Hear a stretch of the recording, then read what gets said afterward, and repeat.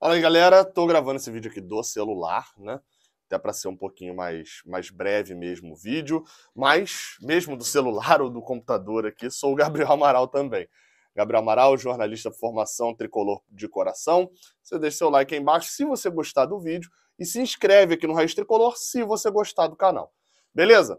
Vamos lá. É o seguinte, informações sobre Michel Araújo e sobre escalação para esse domingo. A gente começa falando de escalação, né? Primeiro a gente fala dos problemas que a gente tem, depois a gente fala de quem pode resolver. É o seguinte, matéria do GE Globo, dizendo sobre a chegada do Fluminense à Fortaleza. Lembrando, tem um repórter do Fluminense que vai estar sempre indo do GE, enfim, não sei se eles vão mandar lá para Fortaleza, ou se já está. Acredito até que não, porque essa matéria não está assinada. Mas, enfim, eles apuraram, o GE. Globo apurou o seguinte: o Fluminense saiu no voo fretado lá de Rosário, né, que é perto de Santa Fé, fez 6 horas de viagem até Fortaleza. Chegou lá na tarde, né, dessa tarde-noite, aliás, já era tarde da noite, na verdade, dessa sexta-feira, e a dúvida que paira, principalmente, é o seguinte: quem vai ter condições de jogar no domingo? Antes de mudanças técnicas, a pergunta é essa. Segundo a matéria aqui do GE, o técnico tem à disposição os mesmos 27 jogadores que tinha na Argentina. Não teve nenhum problema médico, ou seja, ninguém teve uma lesão agora, entendeu? Ele teve uma lesão no jogo de Santa Fé, lá em Santa Fé, e não vai poder jogar agora. Só que pode ter mudanças por desgaste. Quem são esses jogadores? A gente não sabe. Fato é que alguns jogadores vêm de uma sequência muito longa e não estão rendendo tecnicamente. Ou seja, as mudanças podem acontecer por desgaste e ou por questões técnicas. Vamos lá. Quem que tá nessa conta aí, Gabriel? Iago Felipe, eu acho que é o mais claro de início. Samuel Xavier pode assumir a lateral direita de volta. Vale até lembrar, tá? Samuel Xavier, ele quando ele sai do time, ele não estava mal. Óbvio, fez um ano horroroso ano passado, e o início de ano pior ainda nesse ano. Mas os 2 jogos que ele jogou com o Diniz, ele não foi mal, né? Contra o Palmeiras e na estreia contra o Júnior. Não tinha ido mal, né? E aí Iago assume a posição contra o Vila Nova.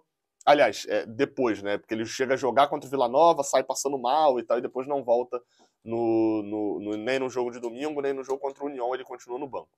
Então, Iago Felipe pode ser um desses que vai ficar fora, aí, enfim, seja por questão técnica ou por questão física, né? Iago é um dos jogadores que jogou muitas partidas. Mário Pineda é uma das mudanças que pode acontecer também. Marlon virar titular. Eu apostaria, se tratando de Fernando Diniz, que é um cara extremamente teimoso. A gente viu isso na primeira passagem dele, enfim, vai ver agora de novo. Gabriel, mas você diz que todo treinador é teimoso. Sim, todo treinador é teimoso. Mas eu acho que o Fernando Diniz é até um nível acima nessa teimosia. Só que quando ele muda, meu amigo. E eu acredito piamente de que Cris Silva pode até pintar como titular, tá? A vaga na lateral esquerda deve estar entre Marlon e Cris Silva, ainda mais para explorar um pouco do lado direito do Fortaleza. No pré-jogo vocês vão ter mais informações sobre Fortaleza. E por último, a outra mudança que o pessoal do GE até coloca como possível é a entrada de John Arias no time, talvez no lugar de Wellington. Aí esse eu acredito que é menos possível, tá? Fernando Diniz jogou, se a gente for lembrar, ele colocou isso lá numa pergunta até feita por mim, lá em Goiânia. Quando eu perguntei sobre o Wellington e André, ele falou: a gente tem que desfazer esses mitos de que Natan e Ganso não podem jogar juntos, André e Wellington não podem jogar juntos, etc. Eu até concordei com ele ali, realmente existem alguns mitos disso. Mas ele não precisa testar todos de uma vez só, né? Ele colocou o Wellington e André, Natan e Ganso no meio de campo. Claramente não funcionou. O time do Fortaleza é um time de muita explosão de velocidade, acho que não daria certo na questão de marcação disso. Já na criação de jogadas, pode ser, mas achei o time muito engessado. Era um time muito de Wellington ocupando um espaço que dá uma tranquilidade para ele jogar, lançando bola, e é onde ele tem uma qualidade muito acima da média, né, em relação ao resto do elenco, nesse lançamento, seja por baixo, seja pelo alto. achando bola em jogadores marcados, seja Luiz Henrique, com a marcação muito forte pelo lado esquerdo lá do União, seja no Cano, que na única chance ali que teve, de fato, chutou uma bola na trave. Vamos ver quais serão as mudanças. Qual time você escalaria no domingo? Lembrando que as zagas que devem ser mantidas, Nino e David Braz, a não ser que algum desses jogadores esteja com desgaste, existe uma espinha dorsal ali do Fluminense que ele não vai mexer, né? Fábio, Nino e Braz, André, Ganso e Cano. Eu acho que essa espinha dorsal, Diniz só mexe se for questão física. Por questão técnica, acho que esses têm as suas garantias. Agora, quem joga nas duas laterais, quem é o outro jogador de meio de campo e quem é o outro jogador, mais um no meio de campo e mais um no ataque, ou vão ser dois no ataque mesmo? Aí é decisão de Fernando Diniz, baseado também em questão física. Opções, né, para as laterais: Cris Silva, Pineda, Samuel Xavier, Calegari e Marlon. Jesus. Opções para meio campo, ataque, ele tem Nonato, ele tem Martinelli, tem Arias, isso fora os que jogaram, né? E para as pontas, quem também viajou foi Matheus Martins, Caio Paulista e William Bigode. Vamos falar um pouquinho, né? Tá faltando uma opção aí, né? Luiz Henrique vai sair, etc. Quem pode ser essa opção? Michel Araújo. Bem, o jogador, segundo a informação do Vitor Lessa, eu estava apurando até essa informação hoje de tarde. Cheguei a uma apuração até um pouco diferente da do Vitor, mas ele conseguiu confirmar, eu ainda não consegui confirmar tudo. Então, obviamente, confio na informação, confio na apuração do Vitor Lessa. Michel Araújo, jogador que está emprestado lá para o Al-Wasl, né, dos Emirados Árabes, time treinado por Odair Hellmann, e que hoje pertence ao Fluminense, está emprestado para lá. Esse empréstimo tem ali uma opção de compra, e essa opção de compra precisa ser exercida pelo Al-Wasl, precisa avisar ao Fluminense que vai exercer essa opção de compra. O que quer dizer opção de compra? Quer dizer que ele fala, se eu pagar X, que é o passe fixado, se eu pagar X, o Fluminense é obrigado a vender. Essa opção de compra precisa ser exercida até o dia 22 de maio, segundo as informações, né? Eu cheguei a ouvir até de alguns que poderia ser até o dia 24 ou 25, mas, enfim, 22 de maio é uma data que foi me passada com mais certeza. E essa opção de compra é no valor de 3,5 milhões de dólares. Hoje, esse valor dá ali cerca de... Cadê? Vamos ver aqui quanto que isso dá de dólares hoje, porque eu sei de reais, né? Vamos ver. Dólares, 3,5 milhões, e em reais dá 17 milhões de reais. Então, portanto, isso hoje dá 17 milhões de reais. Aí você vai falar, Gabriel, esse valor todo vem pro Fluminense? Então, 17 milhões de reais, só que o Fluminense, lembrando, tem 50% de Michel Araújo. Quando fez a contratação, ficou 17% para o jogador e 33%, se eu não me engano, acho que a conta é mais ou menos essa, ficou lá para o Racing, do Uruguai. Ou seja, o Fluminense ficaria com metade dessa grana, ficaria com cerca de quase 9 milhões de reais. E, segundo o Vitor Lessa, o Odair Hellmann pediu a contratação ao clube dos Emirados Árabes, a contratação do jogador.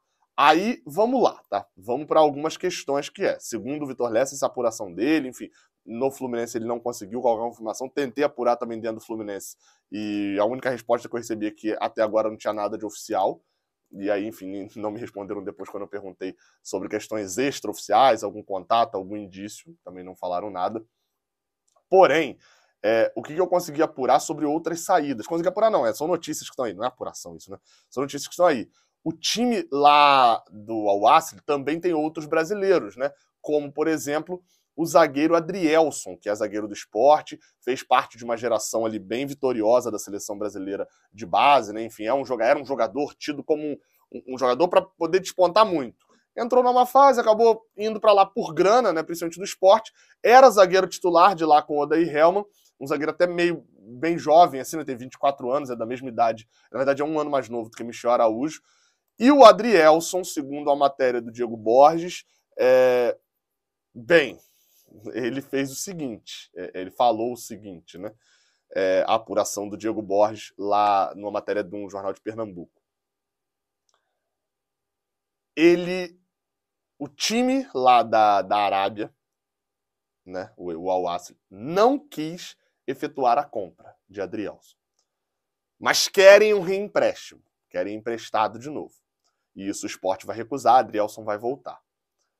Ou seja, e o que isso deu de indício primeiro?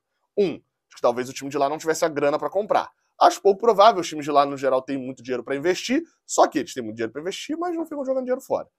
Ponto 2, de que talvez o Odair Hellmann, que foi quem pediu a maioria dessas contratações, não ficasse por lá.